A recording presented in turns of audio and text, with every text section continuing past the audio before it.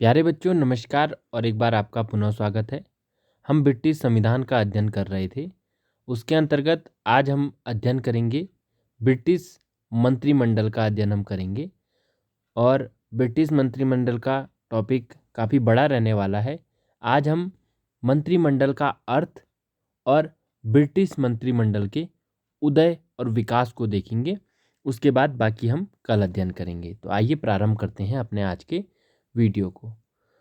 तो आप जानते हैं कि ब्रिटेन में संसदात्मक शासन प्रणाली है, इसलिए व्यवहार में प्रधानमंत्री एवं मंत्रिमंडल द्वारा राजा की शक्तियों का क्या है, प्रयोग किया जाता है।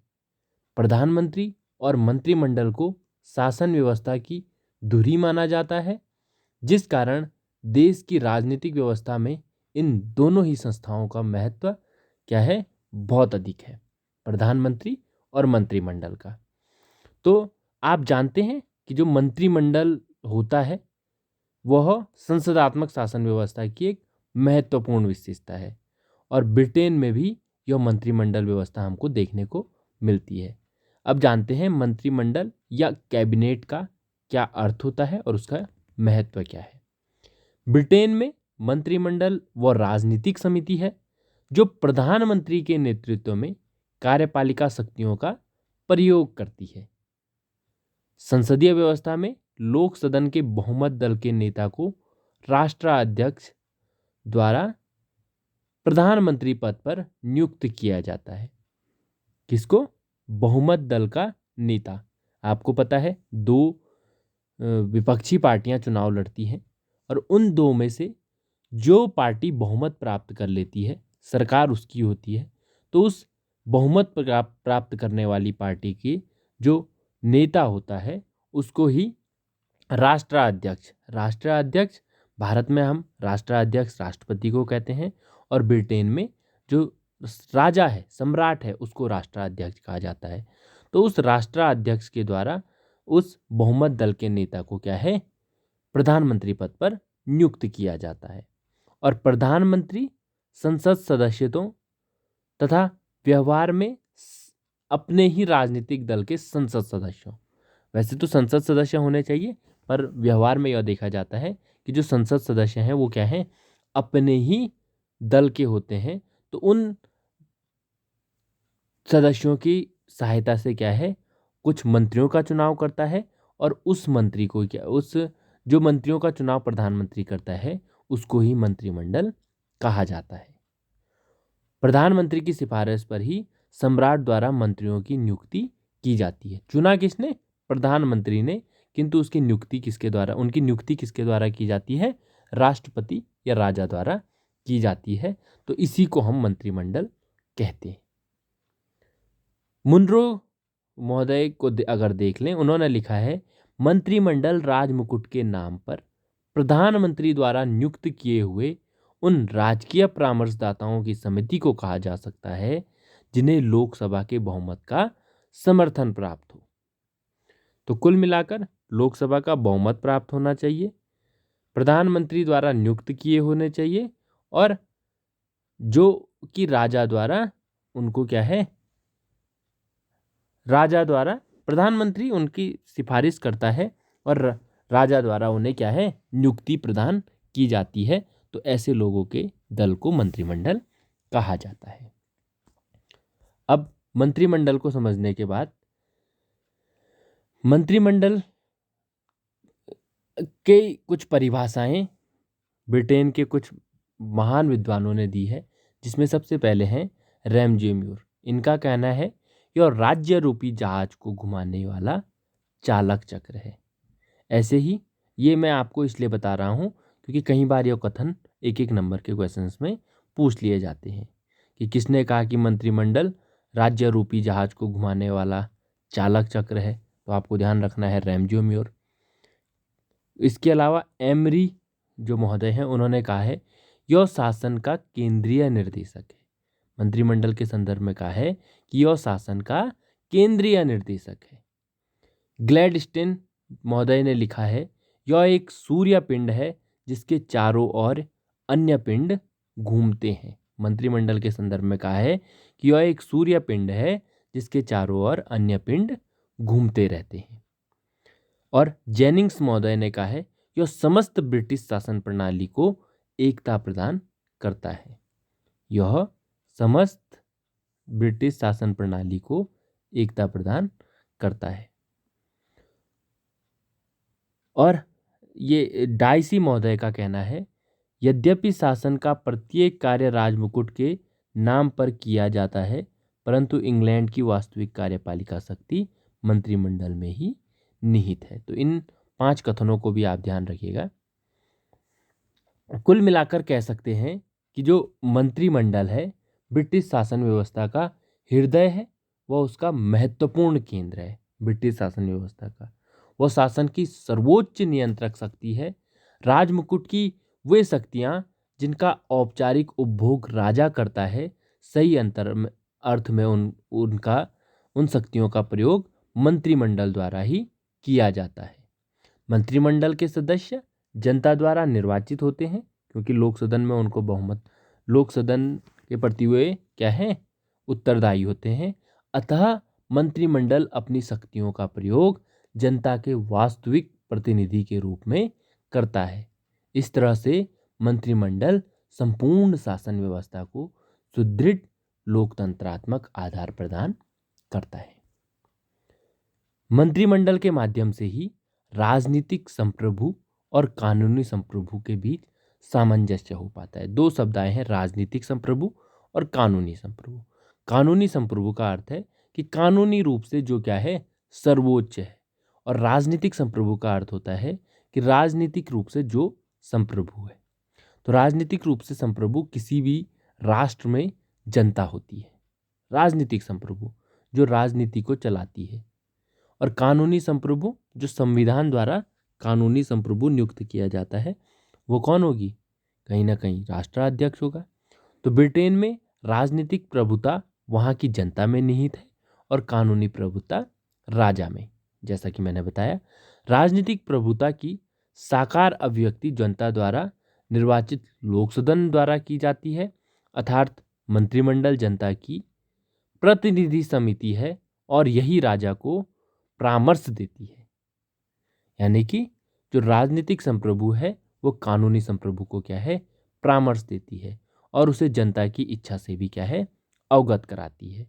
इस प्रकार मंत्रिमंडल कानूनी संप्रभु के आदेशों और राजनीतिक संप्रभु की इच्छाओं में क्या है, सामंजस्य स्थापित करने का कार्य करता है। राजा और जनता के मध्य सामंजस्य स्थापित करने का कार्य मंत्रिमंडल करता है तथा राजतंत्र को लोकतंत्र का रूप देता है। इस चीज का भी आप क्या रखिएगा, ध्यान रखिएगा। बैजहट महोदय ने एक मंत्रिमंडल के इस महत्व को ध्यान में रखते हुए एक कथन कहा है कि यह एक संयोजक समिति है, एक हाइफन है जो जोड़ता है, एक बकसुआ है जो कार्यपालिका और व्यवस्थापिका को एक साथ देते हैं। बकसुआ मतलब सुआ, आपने यहाँ भी सुना होगा, सुआ कहते हैं जिससे क्या है, बोरियों को सिला जाता है। तो वही बकसुआ, कोई ऐसी वस्तु जिससे 2 वस्तुओं को जोड़ा जाए, उस संदर्भ में ही बकसुआ शब्द का प्रयोग हुआ है। तो कुल मिलाकर मंत्रिमंडल जनता और राजा के मध्य सामंजस्य करने वाली कड़ी इंग्लैंड में है। अब इंग्लैंड के मंत्रिमंडल का विकास हम देख लेते हैं। तो जैसा कि मैंने बताया कि इंग्लैंड का संविधान जो है वो क्या है, कोई निर्मित नहीं है, विकास का परिणाम है। उसी प्रकार जो ब्रिटेन की या इंग्लैंड की मंत्रिमंडल है वो भी क्या है, विकास का परिणाम है और धीरे धीरे सने सने क्या है, इसका विकास हुआ है। परंपराओं तथा अभिसमयों पर क्या है, ये आधारित है। कुछ परंपराएं हैं, कुछ कानून हैं, उन सब से मिलकर क्या है, ब्रिटेन की मंत्रिमंडल का आज वर्तमान स्वरूप हमें देखने को मिलता है। 1937 ईस्वी तक मंत्रिमंडल शब्द संसद द्वारा पारित किसी विधि में प्रयुक्त नहीं हुआ था। 1937 के क्राउन मंत्री अधिनियम में इसका संयोगवश ही नाम आया है। यानी कि 1937 से पहले मंत्रिमंडल शब्द का नाम प्रयोग में नहीं था, किंतु 1937 के क्राउन मंत्री अधिनियम के माध्यम से क्या है, मंत्रिमंडल नाम का प्रयोग हुआ है। वर्तमान मंत्रिमंडल का बीजारोपण एंग्लो सैक्सन आर नॉर्मन एजियन काल की क्या है विटनेज मोट तथा क्यूरिया रेजिस, ये पुराने नाम है मंत्रिमंडल के, उनमें हम क्या हैं, अरे ये विभिन्न काल हैं, बहुत पुराने काल हैं, तो उन कालों में क्या है हम पाते हैं, क्यूरिया रेजिस में पाते हैं, नॉर्मन एजियन काल में विटनेज मोट का स्थान एक अन्य उच्च स्तरीय समिति मैग्नम कॉन्सिलियम ने ले लिया। इसके साथ ही एक अंतरिम समिति क्यूरिया रेजिस की भी स्थापना हुई। दोनों, जैसे भारत में अगर बहुत पुराने समय में हम मंत्रिमंडल का स्वरूप देखने जाएं तो हमें सभा और समिति का स्वरूप देखने को मिलता है वैदिक काल से पूर्व। तो वैसे ही ब्रिटेन में पुराने समय में ये क्यूरिया रेजिस और मैग्नम कॉन्सिलियम ये शब्द हमको देखने को मिलते हैं पुरानी सभा समितियों के रूप में। तो ब्रिटेन में यहाँ से क्या है मंत्रिमंडल की शुरुआत होती है और धीरे धीरे क्यूरिया रेजिस अथवा लघु परिषद के कार्यों में वृद्धि होती गई। लघु परिषद यानी कि छोटी परिषद, अतः इसमें से केवल एक लघु समिति की उत्पत्ति हुई जिसे प्रीवी परिषद कहा गया। प्रीवी परिषद, कुछ लोगों का आज भी प्रीवी परिषद क्या है इंग्लैंड में अस्तित्व में है। तो प्रीवी परिषद में लगभग 300-400 लोग होते थे और वो क्या है राजा को अपने कार्यों में क्या देती थी, परामर्श देती थी।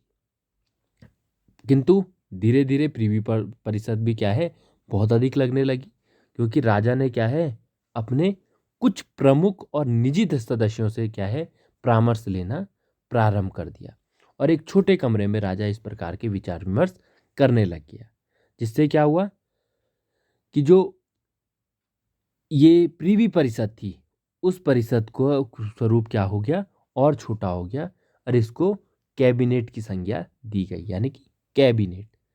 बेकन ने सबसे पहले कैबिनेट शब्द का प्रयोग किया है। कई बार पूछा जाता है इंग्लैंड के संदर्भ में किस विद्वान ने कैबिनेट शब्द का प्रयोग सबसे पहले किया है, तो बेकन महोदय ने सबसे पहले इंग्लैंड के संदर्भ में कैबिनेट शब्द का प्रयोग किया है। 1614 ईस्वी में क्लेरेंडन ने मंत्रिमंडल को प्रीवी परिषद की एक छोटी समिति के रूप में स्वीकार किया जिससे राजा मंत्रणा किया करते थे। किंतु 1660 ईस्वी के पूर्व मंत्रिमंडल की कोई वास्तविक महत्ता क्या है स्थापित नहीं हुई थी, यानी कि 1660 के पश्चात क्या है मंत्रिमंडल का महत्व बढ़ने लगा। और चार्ल्स द्वितीय इंग्लैंड के एक महान राजा हुए हैं, 1660 से 1685 तक उनका शासनकाल है। उनके काल में मंत्रिमंडल का क्या है प्रारंभ माना जा सकता है। उससे पहले तो वो अलग अलग जो छोटी छोटी समितियां थी या बड़े आपकी प्रीवी परिषद थी उनका विकास माना जा सकता है, किंतु मंत्रिमंडल का प्रारंभिक काल 1660 से 1685 चार्ल्स द्वितीय के शासनकाल को माना जाता है। उन्होंने अपने 5 कृपा पात्रों की एक औपचारिक समिति बनाई जिसे कबाल CABAL कबाल नाम से संबोधित किया। जो ये कबाल नाम था CABAL, ये इनके जो 5 कृपा पात्र यानी कि 5 महत्वपूर्ण व्यक्ति थे उनके पहले अक्षर का नाम था। और वो 5 महत्वपूर्ण व्यक्ति कौन कौन थे, क्लिफोर्ड, एसे, बंकिंगम, एरिंगटन और लैंडरडेट, ये इनके 5 महत्वपूर्ण व्यक्ति थे। और इनके पहले नाम से ही क्या है इन्होंने कबाल नाम की परिषद का प्रारंभ किया और यही परिषद क्या है राजा के प्रति उत्तरदायी थी और राजा की निरंकुशता का भी वो क्या है समर्थन करती थी। जिस कारण, क्योंकि वो राजा का समर्थन करती थी और राजा की निरंकुशता का भी समर्थन करती थी, इस कारण वो क्या है ये कबाल वाली परिषद जनता में क्या है अलोकप्रिय हो गई। और संसद इस बात के लिए लड़ती रही कि राजा के मंत्री संसद के विश्वास पात्र होने चाहिए, क्योंकि ये क्या है राजा के प्रति उत्तरदायी थे, संसद के प्रति नहीं थे। और संसद ने बाद में क्या है बार बार कहा कि जो राजा के मंत्री होंगे वो कहीं ना कहीं संसद के भी विश्वास पात्र होने चाहिए, केवल राजा के विश्वास पात्र नहीं होने चाहिए बल्कि संसद के विश्वास पात्र भी होना चाहिए। इसलिए 1688 की जो महान क्रांति हुई थी उसमें स्पष्ट कर दिया गया कि मंत्री संसद के विश्वास पात्र रहेंगे। 1688 की क्रांति के माध्यम से यह साफ कर दिया गया कि जो मंत्री होंगे वो संसद के विश्वास पात्र यानी कि संसद में से चुने जाएंगे।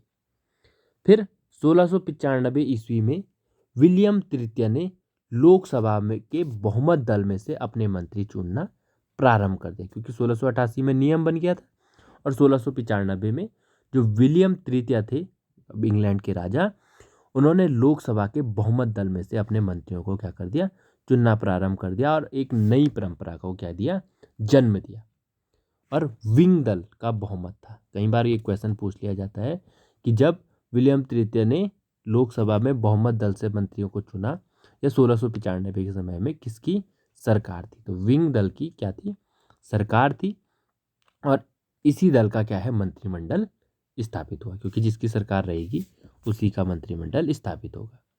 और तब से ही क्या है, लोकसभा में बहुमत दल द्वारा मंत्रिमंडल के निर्माण की परंपरा चल पड़ी। मंत्रिमंडल का वास्तविक विकास हैनोवर काल में दिखाई देता है, जबकि राजाओं ने मंत्रिमंडल की सभाओं में स्वयं उपस्थित होना बंद कर दिया। ऐसा संयोग सर्वप्रथम 1714 ईस्वी में हुआ, जब जॉर्ज प्रथम ने अंग्रेजी भाषा से अनभिज्ञ होने के कारण, क्या किस कारण, अंग्रेजी भाषा से अनभिज्ञ होने के कारण मंत्रिमंडलों की बैठकों में उपस्थित होना बंद कर दिया गया और मंत्रिमंडल के ही एक अन्य सदस्य रॉबर्ट वालपोल को आदेश दिया कि वह इसके स्थान पर क्या है, मंत्रिमंडल का कार्य संचालन करे। तो जब पहले मंत्रिमंडल में राजा स्वयं उपस्थित होते थे, किंतु बाद में राजा ने उपस्थित होना बंद कर दिया और मंत्रिमंडल के किसी व्यक्ति को क्या है, यह भार दे दिया कि आप मंत्रिमंडल की अध्यक्षता करें। तो जो व्यक्ति अध्यक्षता करने लगा उससे ही क्या है, मंत्रिमंडल का अध्यक्ष शब्द या अध्यक्ष वाली परंपरा का रूप उसने बाद में लिया और वही अध्यक्ष आज हमको क्या है, प्रधानमंत्री के रूप में दिखाई देता है। ठीक है। और 18वीं शताब्दी में मंत्रिमंडलात्मक पद्धति की अन्य विशेषताएं हैं उनका विकास हुआ और 19वीं शताब्दी में मंत्रिमंडलीय प्रणाली का सुनिश्चित स्वरूप विकसित हुआ, जो आज हमको देखने को मिलता है। मंत्रिमंडल के सदस्य ब्रिटिश संसद के सदस्य होते हैं। सदस्य एक ही राजनीतिक दल से लिए जाते हैं। संसद में मंत्रियों का बहुमत होता है। मंत्री लोकसभा के प्रति उत्तरदायी होते हैं। लोकसभा यानी कि जो वहाँ कॉमन सभा बोल सकते हैं उसे, उसके प्रति उत्तरदायी होते हैं तथा सभी प्रधानमंत्री के अधीन होते हुए क्या है, अपने कार्यों का संचालन करते हैं। तो ये सारी विशेषताएं बाद में क्या है, सने सने इसमें आ गई और 20वीं शताब्दी के प्रारंभ से ही मंत्रिमंडल की शक्ति में भारी वृद्धि हुई है और उसकी अन्य विशेषताओं का क्या है, विकास हुआ है। तो ये मैंने आपको सारा का सारा ब्रिटेन में मंत्रिमंडल क्या होता है आज हमने यह समझा, मंत्रिमंडल का ब्रिटेन में किस रूप में विकास हुआ है, उस संपूर्ण कहानी को हमने आज समझा। मुझे आशा ही नहीं विश्वास है कि आपको जो आज पढ़ाया गया वो अच्छे से समझ में आया होगा और अगर इस कार्य में मैं सफल हुआ हूँ तो वीडियो को अवश्य लाइक करें और अपने जो अन्य मित्र हैं उनको भी शेयर करें ताकि उनको भी क्या है, इस वीडियो का लाभ मिल सके। आप लोगों ने मुझे सुना, आप लोगों का बहुत बहुत